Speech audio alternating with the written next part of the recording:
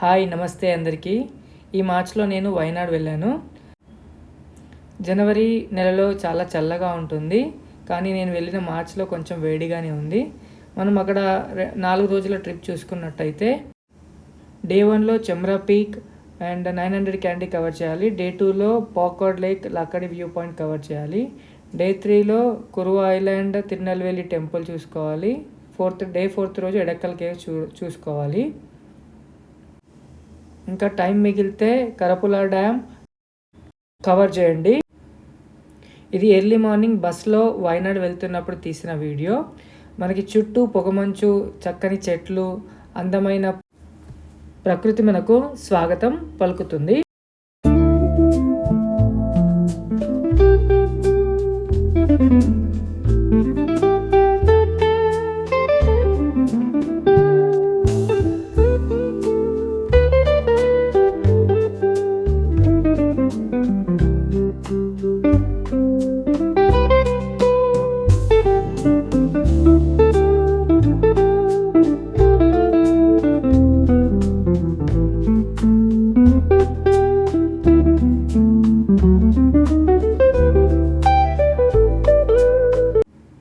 మేము హోటల్ సత్రా వైనాడ్లో 2 డేస్కి స్టే చేసాము.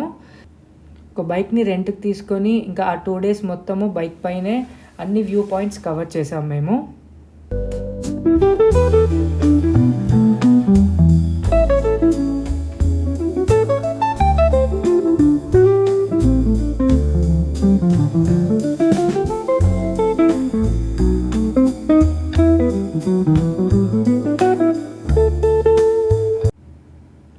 ఇది నేను కాఫీ తోటలో ట్రెక్కింగ్ చేస్తున్నప్పుడు తీసిన వీడియో.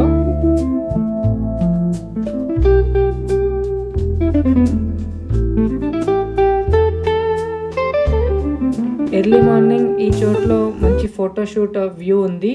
మీరు 6 o'clock వరకు చేరుకుంటే కావాల్సిన ఫొటోస్ తీసుకోవచ్చు. చాలా పొగమంచు ఉంది. మార్చిలో కూడా ఇంత పొగమంచు ఉంది.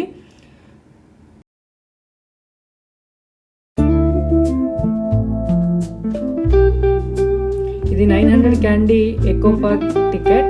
ఇక్కడ మేము పైకి ఆఫ్ రోడింగ్తో 2 kilometers వెళ్ళిన తర్వాత గ్లాస్ బ్రిడ్జ్ ఉంది.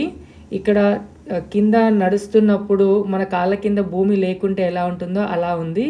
ఫస్ట్ కొంచెం భయం వేసిన తర్వాత చాలా చల్లగా హాయిగా వింతైన అనుభవం పొందాను. ఇక్కడ నుంచి ఆ కొండలపైకి వ్యూ పాయింట్ చాలా అందంగా కనిపించింది. కానీ ఇక్కడ ఒక్కరికి మాత్రమే ఎంట్రీ ప్రతిసారి. సో ఇది కూడా చాలా మంచి view point and photoshoot point. తర్వాత మేము పార్క్లో చాలా అడ్వెంచర్ గేమ్స్లో పార్టిసిపేట్ చేశాను. Like తీగలపై నడవడము, తాళ్ళపైన నడవడము. Instrumentals here, but let me know if you like song lyrics inspired by the idea of travel adventure.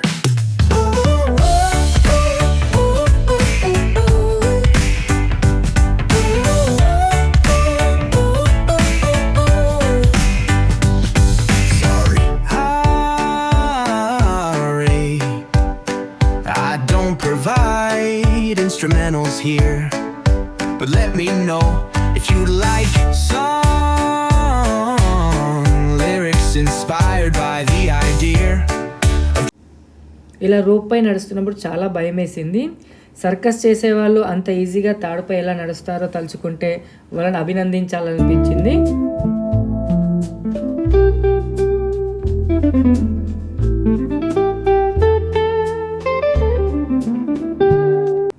తర్వాత బైసికల్ రైడింగ్ కూడా చేశాను. ఇది కూడా చాలా కష్టంతో కూడుకున్న పని.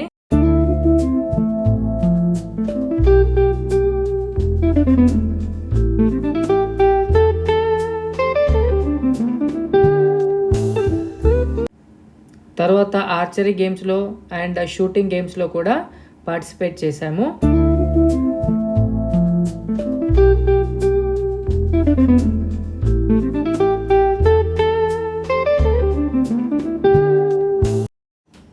ఈ పార్క్లో ఇది కూడా మంచి ఫోటోషూట్ పాయింట్. మీరు చూడొచ్చు ఆ కొండల యొక్క ప్రతిరూపం నీళ్ళలో పడుతుంది రిఫ్లెక్షన్ లాగా.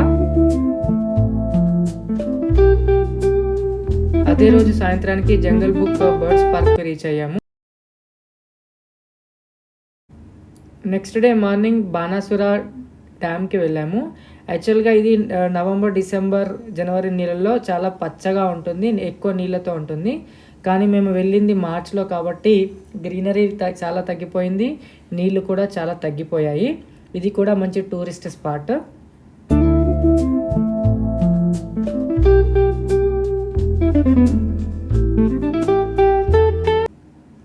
అక్కడ బాణాసుర డ్యామ్ పార్క్లో మేము ఫిష్ స్పాకి వెళ్ళాము.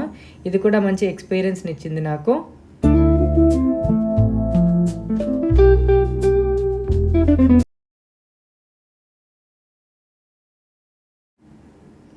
చాలా పొడవైన చెట్ల మధ్యలో చల్లటి వాతావరణంలో ఇలా ఉయ్యాల ఊగుతుంటే చిన్ననాటి స్మృతులు గుర్తుకు వచ్చాయి నాకు.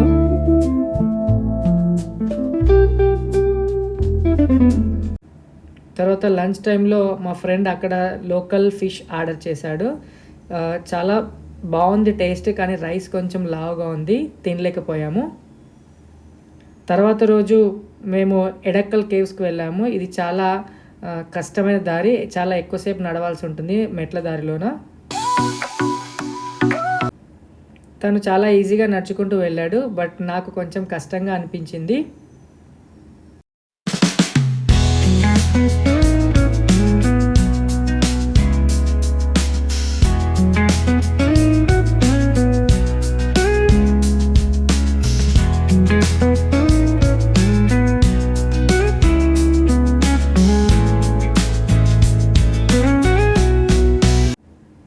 ఈ కేవ్స్ లోపల వేరే లిపిలో ఏదో రాయబడి ఉంది.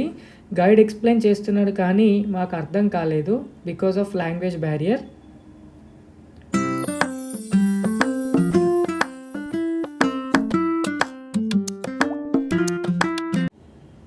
తర్వాత రోజు ఈవినింగ్ మేము కొచ్చి బీచ్కి వెళ్ళాము.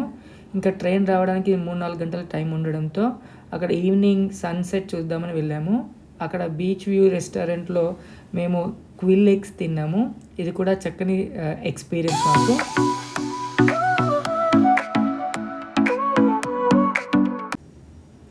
తర్వాత అక్కడ నుండి బయలుదేరి కోజికోడ్ రైల్వే స్టేషన్కి వచ్చి చెన్నైకి రిటర్న్ అయ్యాము. Sorry, I don't provide instrumentals here, but let me know if you like song lyrics inspired by the idea of travel adventure.